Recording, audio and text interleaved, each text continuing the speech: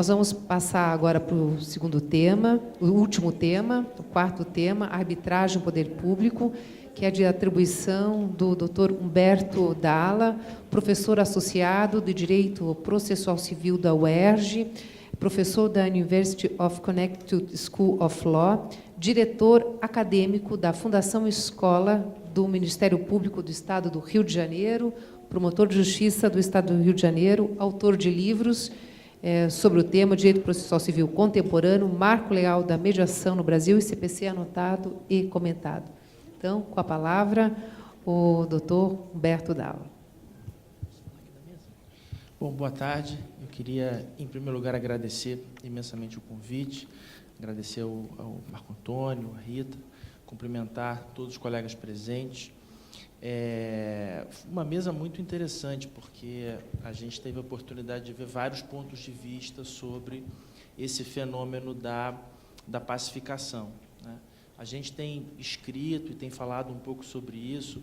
O conceito de jurisdição, ele tem mudado muito rápido, né? Desde aquelas ideias iniciais de que a jurisdição era a justa composição da lide na visão do Carnelucci, ou que a jurisdição era a atuação da vontade concreta da lei na visão do Chiovenda, e depois com as teorias constitucionalistas, a teoria do Leonardo Greco, a teoria do professor Marinoni, no sentido de que a Constituição, a jurisdição tem por função precípua a implementação concreta dos princípios constitucionais.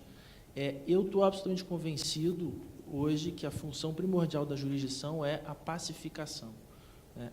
Dentro da realidade que nós nos encontramos, dentro de uma esfera, de uma arena de cooperação, de colaboração, de contraditório participativo, eu não vejo uma outra função preponderante da jurisdição que não é a única, mas é a função preponderante, que é a pacificação. Então, eu gostaria de chamar a atenção para alguns pontos, e eu vou fazer uma abordagem muito mais provocativa do que esclarecedora, digamos assim. Eu vou me permitir compartilhar com vocês dúvidas que me vêm surgindo ao longo do exame desse tema, especificamente com relação à arbitragem envolvendo o poder público, tá? Deixa eu tomar cuidado para não passar aqui do horário. A primeira questão que eu acho que a gente tem que ver é o que eu tenho chamado de ressignificação do acesso à justiça. A gente acabei de sair um artigo na Repro sobre isso. Ressignificação é um termo que está na moda, né? O pessoal da psicologia usa muito, o pessoal agora do coaching usa muito isso. Você tem que ressignificar as suas emoções, você tem que ressignificar. Eu acho que em tempos de pós-modernidade, em tempos de contemporaneidade, nós temos que ressignificar o acesso à justiça, e o artigo 3º do novo CPC nos oferece um instrumental bastante rico para isso, né? Não sei se já repararam, mas o texto federal, a Constituição Federal, no artigo 5º, inciso 35, ela fala que nenhuma lesão ou ameaça a direito será subtraída da apreciação do Poder Judiciário, né?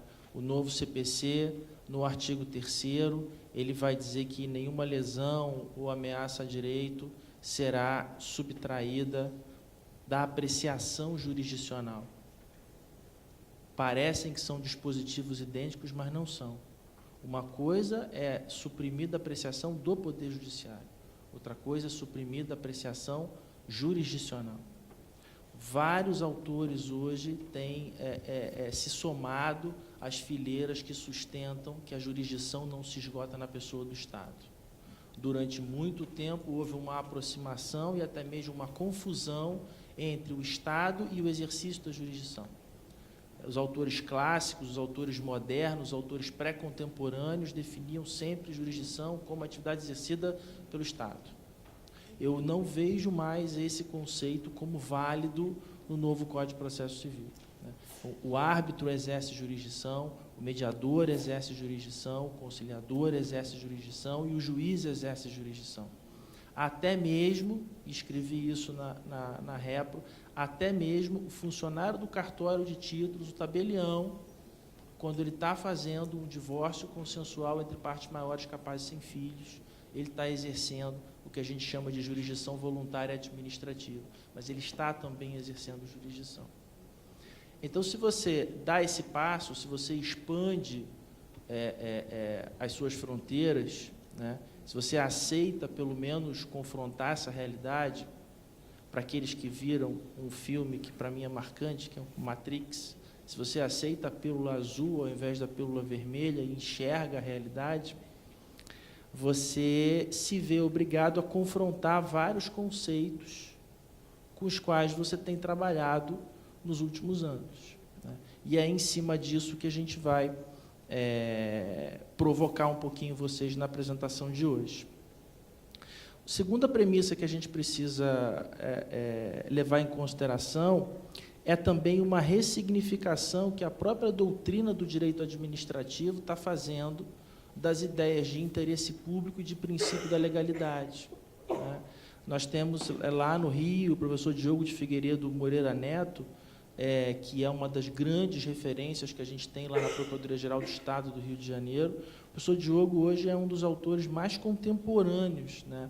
Ele chega a dizer, na obra dele, que com base no artigo 4º, inciso 7º da Constituição Federal, que o Estado não tem só a faculdade, o Estado tem a obrigação de escolher o meio mais adequado para resolver aquele problema. Não é uma faculdade, é uma obrigação.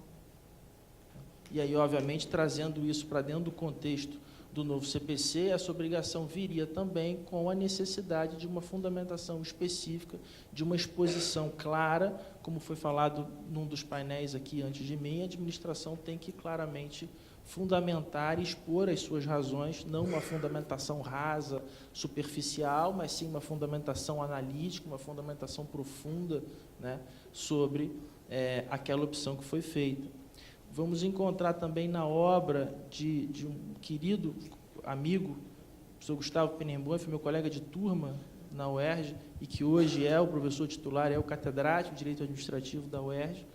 Gustavo também vem propondo a necessidade de fazer uma releitura do princípio da legalidade, ou talvez uma substituição, um aperfeiçoamento, né, do princípio. Iríamos fazer um upgrade no princípio da legalidade. Agora vamos trabalhar com o princípio da juridicidade, que teria uma conotação constitucional e teria, portanto, uma amplitude maior do que o princípio da legalidade. Vistas essas primeiras questões, a gente precisa agora examinar o cabimento da arbitragem envolvendo a administração pública. Uma primeira questão que foi tangenciada pelos colegas aqui antes de mim, mas que eu me permitiria voltar, porque eu acho que a gente ainda precisa apertar um pouco mais esse parafuso, é a questão dos direitos disponíveis. A lei da arbitragem diz, no artigo 1º, que somente as pessoas capazes e somente os litígios relativos a direitos patrimoniais disponíveis. Então, o legislador vai colocar um filtro, uma trava subjetiva, você tem que ser capaz, e uma trava objetiva, o seu direito tem que ser patrimonial disponível. E ele vai repetir isso no parágrafo 1º, quando fala da arbitragem para a administração pública. A administração pública, direta ou indireta, poderá utilizar esta arbitragem para dirimir, novamente, conflitos relativos a direitos patrimoniais disponíveis. Só que, em se tratando de mediação, o legislador não deu a mesma solução. Se você vai para o artigo 3º, parágrafo 2º da Lei da Mediação, a 13.140, lá você vai encontrar uma outra realidade. Ele vai dizer o seguinte: nós temos direitos disponíveis e direitos indisponíveis. Nós temos direitos indisponíveis transacionáveis e direitos indisponíveis não transacionáveis. E qual é a solução que o legislador vai dar para a mediação? Se o direito é disponível, você pode fazer mediação sempre, tanto na via judicial como na via extrajudicial. Está no 3º caput da Lei de Mediação. Se o direito é indisponível, mas transacionável, você também pode fazer este acordo judicialmente ou extrajudicialmente. Mas, se você fizer o acordo extrajudicial, ele só será eficaz quando for homologado em juízo. E se o direito é indisponível, não transacionável, você não pode fazer acordo. Se você fizer, ele é o quê? Nulo de pleno direito. Então, a lei de mediação, ela te coloca 3 realidades, ou melhor, 2 realidades, sendo que a segunda tem uma subdivisão. Eu tenho o direito disponível, que é sempre transacionável, e eu tenho o indisponível, que pode ser transacionável ou não transacionável. Isso já te leva a uma primeira preocupação. Como é que eu vou distinguir de maneira clara o que é um indisponível transacionável e um indisponível não transacionável? Não tem dispositivo legal que esclareça isso. Como nós estamos num momento de claro aumento do poder de transação da parte, como nós estamos, a pós-modernidade, ela traz como característica o empoderamento das partes. Empoderamento é uma expressão muito cara para nós, porque todo mundo que trabalha com mediação aprende que uma das premissas da mediação é o empoderamento das partes. Então, nós vivemos um momento de empoderamento, não só das partes em geral, como dos litigantes. Ele pode fazer uma convenção processual, ele pode transacionar, pode fazer um acordo, pode fazer mediação. Então, é um momento de empoderamento. Então, a interpretação que nós estamos propondo é a seguinte: como regra, agora, todo direito indisponível é transacionável. Nós estamos invertendo a regra. A regra anterior era, se o direito é indisponível, por definição, ele é não transacionável, né? Não era um dogma, mas a gente encontrava muita gente repetindo esse mantra. Agora não, agora eu digo, se ele é indisponível, como regra, ele é transacionável. E aí você, com toda a razão, vai me perguntar, tudo bem, mas quando é então que ele será indisponível e não transacionável? Eu vou te responder, número 1, quando houver uma lei expressa proibindo o acordo naquele caso. Outro dia, eu estava dando uma palestra para um grupo de juízes, uma juíza do interior do Sergipe me colocou a seguinte situação. Estava eu na vara, com marca única, chega uma senhora com uma criança e a freira, enfim, lá, religiosa, que era responsável pelo abrigo. A situação era a seguinte, havia sido feito um procedimento de adoção, todas as formalidades do Código Civil e do ECA foram cumpridas, a criança foi adotada, né? Foi levada para a casa dos pais adotivos, no primeiro fim de semana, a criança teve um surto, apresentou lá um vício redibitório qualquer, destruiu a casa toda, bateu nos irmãozinhos, e a mulher foi lá e falou, eu quero devolver a criança. Aí, qual não é a surpresa ao saber que a freirinha diz assim, a senhora já é a terceira que pega aqui e vem devolver a criança. Tudo bem, vamos lá, no juiz a gente faz um acordo para a senhora devolver a criança para o abrigo. Só que o que diz o Código Civil brasileiro? A adoção é o quê? Irrevogável. Então, você tem uma norma expressa proibindo o acordo naquele caso. Está um direito indisponível, não transacionável. Estamos em momento de crise, eu resolvo que eu vou vender um dos meus rins, faço um post lá no Mercado Livre, falo, estou vendendo o meu rim. Posso fazer isso? Não, tem uma lei federal que proíbe a venda, a comercialização, a alienação onerosa de partes, órgãos, tecidos do corpo humano. Então, em alguns momentos, o legislador resolve avançar mais sobre a esfera privada e proíbe os acordos ali.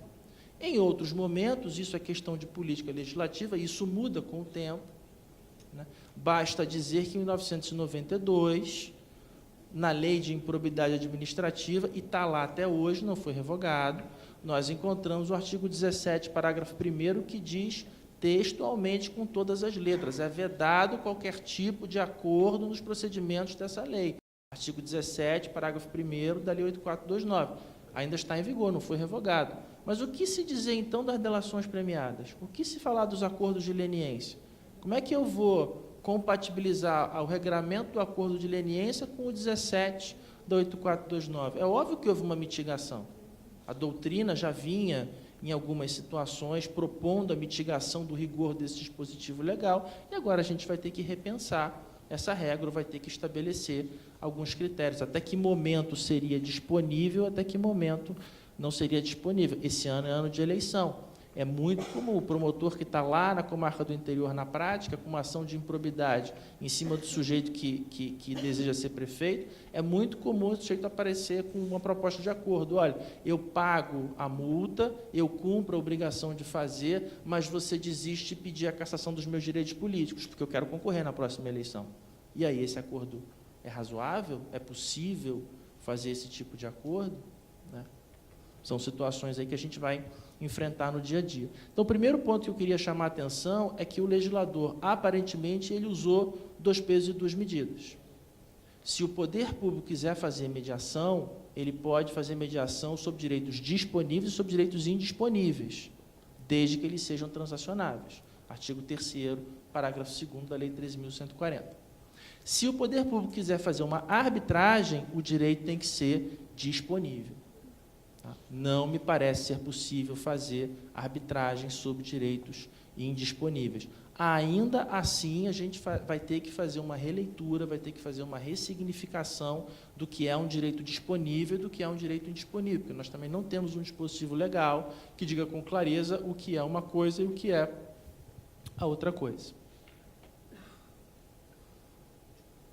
Uma segunda questão que me parece delicada é a ideia do artigo 2º, parágrafo 3º.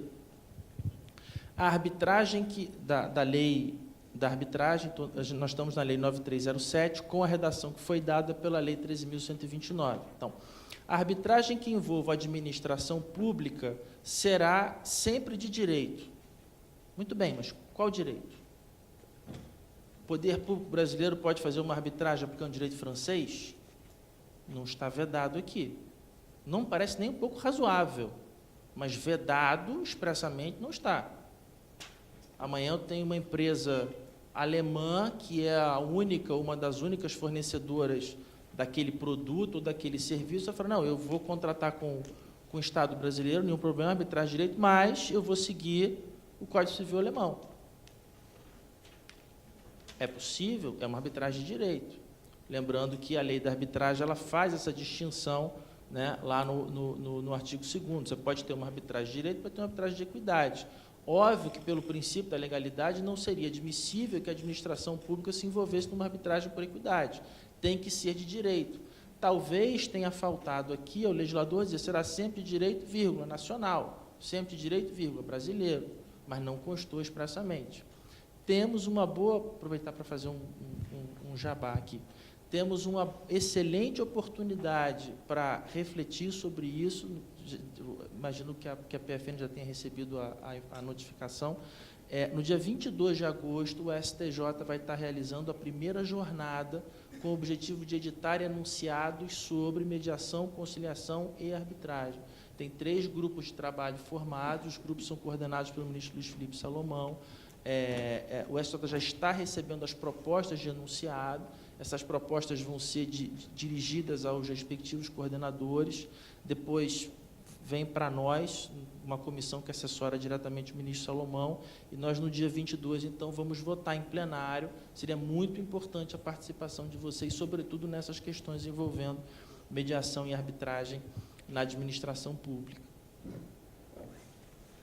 Uma outra questão que tem surgido, e eu estava até falando sobre isso na segunda com a Marcela Koubach, que é uma nova e excepcional processualista lá no Rio, que é nossa orientanda no doutorado da UERJ, que é a questão da submissão dos árbitros aos precedentes.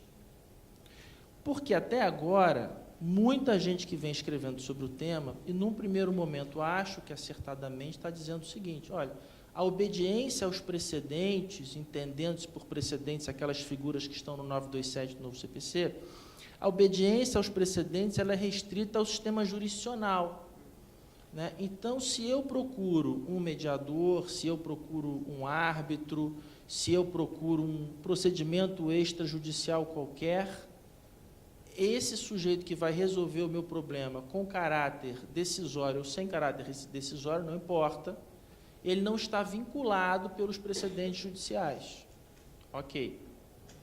Entretanto, voltando àquilo que falamos no início, se eu estou sustentando que a arbitragem é jurisdição, se eu estou sustentando que mediação é jurisdição, se eu estou sustentando que agora a jurisdição tem um conceito mais amplo do que aquele que nós dávamos na modernidade, na pré-contemporaneidade, fica muito difícil eu dizer que o árbitro não está obrigado a seguir os precedentes.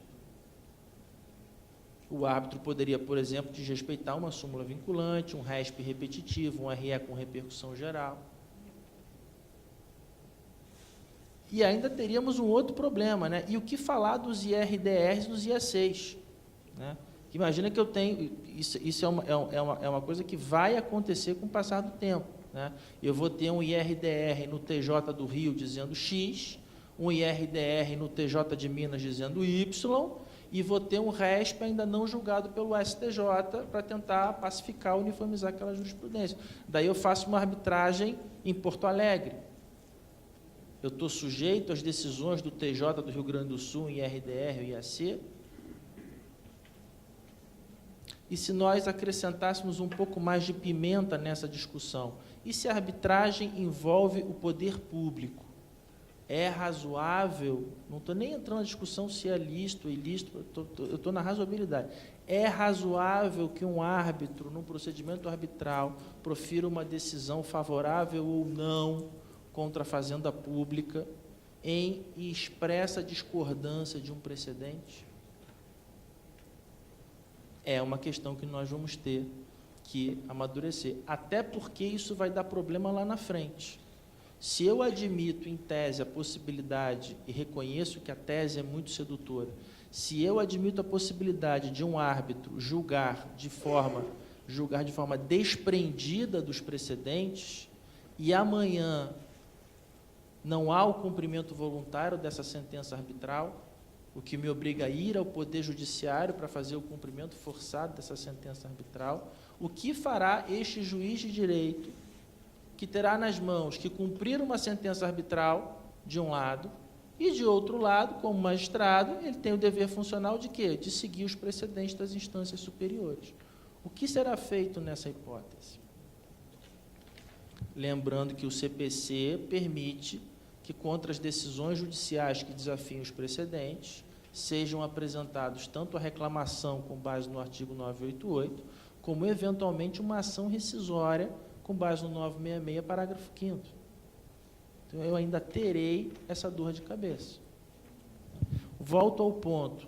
Quando o artigo 2º, parágrafo 3º diz que a arbitragem envolvendo a administração pública será sempre de direito, esse de direito aqui está dentro do sentido de que vai obedecer às normas jurídicas, lembrando que para o novo CPC, norma jurídica é igual a lei mais precedente, pelo menos na minha humilde concepção. Se eu estou entendendo que a arbitragem de direito é uma arbitragem de acordo com a norma jurídica, não vejo como sustentar que o árbitro não precisa seguir os precedentes. Mas é uma questão que a gente vai precisar amadurecer. Se nesse procedimento arbitral a fazenda pública venha a ser condenada, uma possibilidade, e se essa condenação é de um valor bastante expressivo, um valor que suplanta a alçada do 496 do novo CPC. Imagina que seja uma condenação contra a União Federal superior a 1.000 salários mínimos. Esta sentença arbitral estaria, de alguma forma, sujeita a um controle de remessa necessária, um duplo grau obrigatório de jurisdição? Em princípio, você diria não. Já há, inclusive, um enunciado do FPPC dizendo exatamente isso. A sentença arbitral não se sujeita ao controle do duplo grau obrigatório de jurisdição. Mas volto ao mesmo ponto. Se eu digo a você que a arbitragem é uma forma de exercício da jurisdição, não deveria haver um duplo grau obrigatório para a sentença arbitral que condena a fazenda pública? Acho que sim. Confesso que não descobri ainda como fazer isso. Eu não posso misturar as duas dimensões, eu não posso pegar essa sentença arbitral e submeter a um duplo grau no Poder Judiciário, porque vai que o tribunal resolve não confirmar aquela sentença, eu vou ter uma situação absolutamente esdrúxula. Talvez isso devesse estar previsto na cláusula compromissória. Olha, se a sentença for contrária à fazenda pública, ela deverá ser confirmada dentro da instância arbitral, mas deverá haver necessariamente uma confirmação daquela sentença arbitral. E essa questão acaba nos sugando para a questão seguinte: e o que falar das prerrogativas da fazenda pública? Essas prerrogativas se aplicariam ao procedimento arbitral, notadamente o artigo 85, parágrafo 3º do novo CPC, quando estabelece aqueles 5 tetos de honorários advocatícios, isso se aplicaria à sentença arbitral. O artigo 91, quando trata das despesas requeridas pela Fazenda Pública, isso se aplicaria ao procedimento arbitral. O artigo 183, quando fala que os procuradores têm direito à intimação pessoal e prazo em dobro, isso se aplicaria à Fazenda Pública no procedimento arbitral.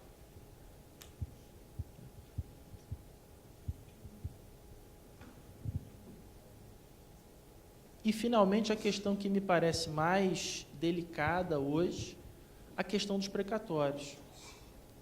Uma sentença arbitral, e não digo nem só a sentença arbitral, um termo de mediação em que a Fazenda Pública se comprometa a pagar uma quantia, ou uma sentença arbitral em que a Fazenda seja condenada a pagar determinada quantia, está sujeita ao regime dos precatórios, ou esse valor vai ser pago por fora dos precatórios.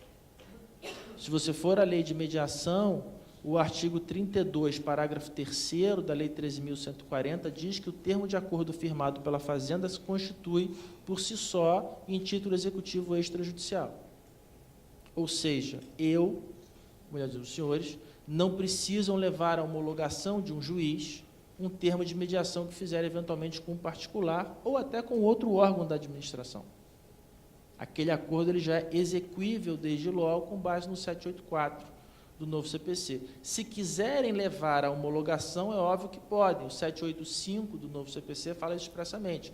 Qualquer título extrajudicial, se por qualquer motivo você quiser conferir maior segurança jurídica àquele título, mesmo não havendo necessidade, você pode levar à homologação judicial. Mas imagine que você não queira. Como é que você vai inscrever no precatório um valor que está sendo determinado por termo de mediação ou por sentença arbitral? E por outro lado, se você não fizer a inscrição no sistema de precatórios, como se dará o controle do pagamento? E, obviamente, as cabecinhas já estão funcionando. E aquelas pessoas que estão há um tempão na fila do precatório, como é que será que elas vão se sentir ao saber que uma outra pessoa recebeu muito antes dela, sem precisar passar por um processo judicial? Você não acha que ela vai impetrar um mandado de segurança contra esse ato? Contra o ato administrativo que determinou o pagamento por fora da fila do precatório? Então, são algumas questões que acabaram não sendo tratadas na lei, e eu até entendo que não tenham sido tratadas no primeiro momento, porque eram questões muito polêmicas. Nós chegamos num ponto de estrangulamento em que tínhamos que aprovar aquilo que era factível, mas eu acho que são questões que precisam ser enfrentadas agora. Como? Acho que temos que pensar ou num ato normativo, talvez num decreto, numa resolução, uma instrução normativa, alguma coisa do gênero, ou pensar na figura dos protocolos. Recentemente, e com isso já vamos encerrar, recentemente fizemos uma defesa de tese de doutorado lá na UERJ com a presença do ministro Fux, em que a doutoranda, que é a Fernanda Pantoja, ela sustentava a possibilidade da utilização dos protocolos pré-processuais, os protocolos do direito inglês e do direito francês no direito brasileiro, a partir do 190 das convenções processuais. Então, talvez pudéssemos pensar nesta figura para dar o quê? Primeiro, maior segurança jurídica. Segundo, maior transparência. Terceiro, maior isonomia. E quarto e principal, proteger os agentes públicos de eventuais questionamentos no futuro. Tá? Então, eu queria agradecer imensamente o convite, fico aí à disposição para qualquer outro esclarecimento e devolvo, então, a palavra aqui à nossa presidente. Muito obrigado.